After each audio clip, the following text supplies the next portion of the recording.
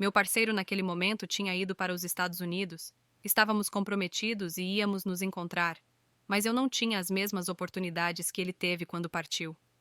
No caso dele, ele foi de avião diretamente da Colômbia para o México. Para mim, era um pouco mais complicado. Na verdade, foram muitas coisas pelas quais passei no caminho, a ponto de quase pedir a nacionalidade colombiana através dos coiotes com quem fui por terra. Passei 2 semanas naquele país e acabei em uma cidade super remota chamada Lorica. E de lá fui buscada em uma moto para ir a outra cidade que ficava mais ou menos a 1 hora de distância, chamada Shima. Chegamos lá, mas naquele dia não conseguimos fazer nada porque não havia eletricidade. A rede caiu e tive que voltar. Esperei para outro dia e praticamente não dormi, acordada com 2 Monsters e um Red Bull, para poder ficar completamente ativa e acordada. No começo, eu estava sozinha. Depois chegou uma mulher que ia fazer o processo, mas depois desistiu, teve medo. Acabei indo de moto com 2 pessoas que conheci durante a viagem. Elas já tinham há mais de um mês tentando fazer o que eu estava tentando e não conseguiam. Também tiveram muitas dificuldades e estavam ficando no mesmo hotel que eu, mas eu nunca as tinha visto. Além disso, eu cheguei e me tranquei, pois não queria sair, a menos que fosse completamente necessário, já que era uma cidade de motos, você podia ver 300 mil motos sem ver um carro. Tudo parecia muito perigoso a ponto de desistir dessa opção e optar por voltar para a Venezuela e depois viajar novamente para a Colômbia. Desta vez fui para Santa Marta. Saí daqui em 12 de outubro de 2022 para Santa Marta e lá encontrei algumas pessoas que também não conhecia, apenas que não eram completas estranhas, porque eram parentes do meu ex-parceiro. Ficamos aquela noite em Santa Marta e saímos para Cartagena. Pegamos um ônibus e depois pegaríamos o avião que nos levaria para San Andrés. Toda essa viagem foi tranquila e depois ficamos em uma pousada alguns dias esperando que nos dessem o sinal verde. Chegou o momento, tudo aconteceu muito rápido e o carro em que estávamos não tinha um destino definido e passamos da hora. Então, aquele dia foi um contratempo. Tivemos que tentar novamente no dia seguinte, mas um pouco mais cedo. Nesta tentativa, fomos levados até um parque abandonado, como um daqueles parques aquáticos, super deteriorado, abandonado há muito tempo, perto da margem porque íamos viajar de barco. Tudo era como um filme de terror. As pessoas que estavam cuidando de nós falavam diretamente com os homens do grupo que estavam no mesmo processo que eu. Tentei não pensar em mais nada além de cuidar da menina que estava no mesmo grupo. Ela deveria ter uns 9 anos. Ela estava com o pai e o tio. Nos colocaram em um tipo de banheiro e nos disseram para esperar lá e nos jogamos no chão. Tiraram nossas malas, jogaram-nas como em um container de lixo e nos disseram para esperar. Tínhamos que esperar o momento de entrar no barco. Um dos rapazes que estava comigo estava muito inquieto. Ele decidiu pagar a uma das pessoas que levaram as malas para que nos devolvessem, porque não era seguro que nos devolvessem. Graças a ele recuperamos nossas coisas, colocamos coletes salva-vidas e entramos no barco, que partiu em alta velocidade. No caminho, o sol estava se pondo e chegamos a uma ilha super remota. Era uma ilha muito pequena. Suponho que a ilha pertencesse à mesma guarda da região, mas a guarda estava de um lado. Na verdade, você podia ver as barracas já montadas com as luzes, por isso nos disseram para não fazer barulho. No nosso lado daquela ilha, havia um senhor com uma barraca minúscula, e havia pessoas atrasadas de viagens anteriores, que nos disseram que estavam lá há dias esperando alguém vir buscá-las, e ainda ninguém apareceu. Ao ouvir isso, as pessoas que nos levavam nos recomendaram com paranoia para termos cuidado, pois eles podiam querer entrar em nosso barco. Ficamos lá até às 10 da noite, quando chegaram 2 lanchas. Saímos e desta vez não nos deram coletes salva-vidas. Pedimos pelos coletes e eles responderam: Não há coletes, não há coletes, vamos assim. Depois de percorrer alguns metros em alto mar, estávamos chegando e a lancha em que eu estava ficou sem gasolina. E agora? Perguntamos ao senhor que estava pilotando o barco, e ele respondeu que tinha chamado a sua equipe na margem para que trouxessem gasolina para nós. Todo mundo estava vomitando, havia ondas grandes naquele dia, ao ponto de nos levar para onde não víamos nada. Era como se as luzes que vimos antes desaparecessem. A água nos levava à deriva. Ficamos 3 horas à deriva. Eu estava congelando de frio devido à água que me salpicava. Já era muito tarde. Eu estava tremendo de frio. Passaram-se 3 horas e apareceram 2 lanchas. Elas encheram o tanque de gasolina e partimos para a margem, já amanhecendo. Depois de desembarcar, fomos colocados em outro carro rapidamente porque a guarda costeira poderia nos pegar. A pessoa que estava dirigindo não sabia para onde estávamos indo. Supostamente havia sinais que indicariam o local onde deveríamos ser deixados, mas não foi assim, e ficamos rodando por um tempo esperando algum sinal, até que o motorista encontrou o lugar por Onta própria. Nos deixaram lá, tivemos que entrar na água e molhei quase toda a minha calça. Depois fomos colocados em um carrinho muito pequeno com mais de 8 pessoas. Colocamos as malas como pudemos e acabei sentada em cima de alguém o tempo todo. Chegamos a um pequeno hotel que estava praticamente caindo aos pedaços. Lá tínhamos que pagar pelo quarto e comprar um novo chip com recarga. No dia seguinte, tínhamos que pegar a balsa que saía de manhã. Chegamos a uma cidadezinha da Nicarágua em um evento patriótico. As pessoas estavam vestidas como vaqueiros, como pessoas do campo com cavalos. A verdade é que, entre o estresse e o cansaço, só queríamos comer algo e ir aí para a estação de ônibus mais próxima, que acabou sendo um espaço grande com apenas um teto, algo bem precário, muito pobre. Pegamos um ônibus que nos deixou um pouco mais adiante. Lá conseguimos ficar em outro hotel. Entre todos, organizamos uma van para levar todos até a fronteira com Honduras na madrugada seguinte.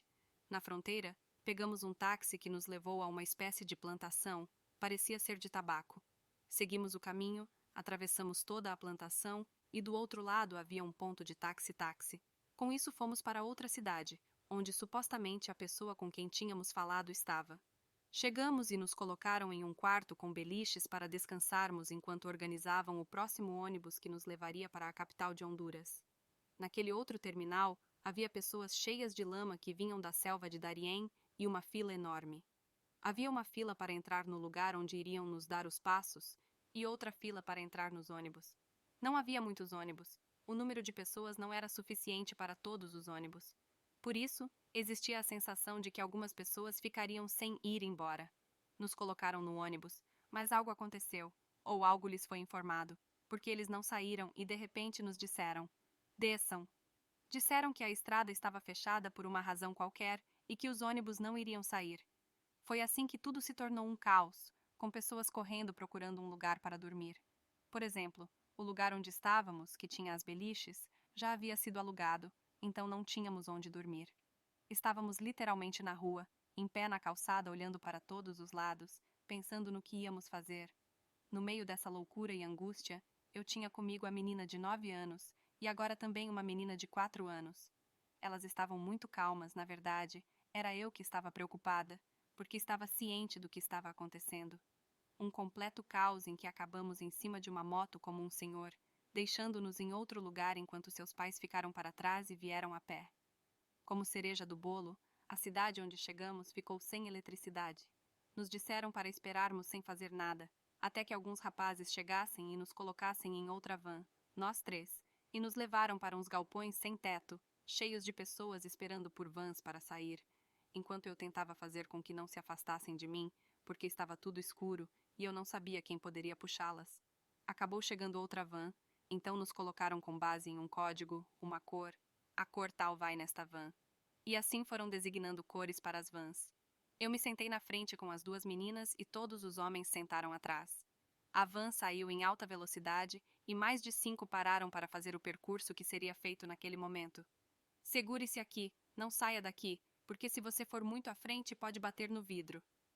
Houve um momento em que você olhava para um lado e via a encosta, e do outro lado, via o precipício.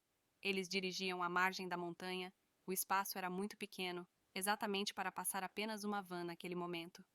Você não sabia se poderia haver um deslizamento de terra, se poderia cair no precipício. A ponto de chegar um momento em que eu não sei se dormi, não sei se desmaiei, realmente não me lembro. Não me lembro de boa parte da viagem. Quando eu voltei a si, todas as vans tinham parado e estavam trocando os passageiros de uma van para outra. Começamos a andar novamente e de madrugada nos deixaram em uma rodoviária em Honduras. Disseram: vocês não podem sair daqui, porque se forem pegos lá fora será pior. Eles foram embora e nos deixaram ali com um colchonete para 7 pessoas. Eu nem pensava em dormir, só olhava as pessoas que vinham até nós cheias de lama. Imagine estar em uma van em alta velocidade manobrando entre a lama e rios. Coisas que eu sei porque aquelas pessoas me mostraram vídeos. Eu bloqueei ou desmaiei durante tudo isso. Finalmente pegamos outro ônibus que chegou, mas não saímos de Honduras.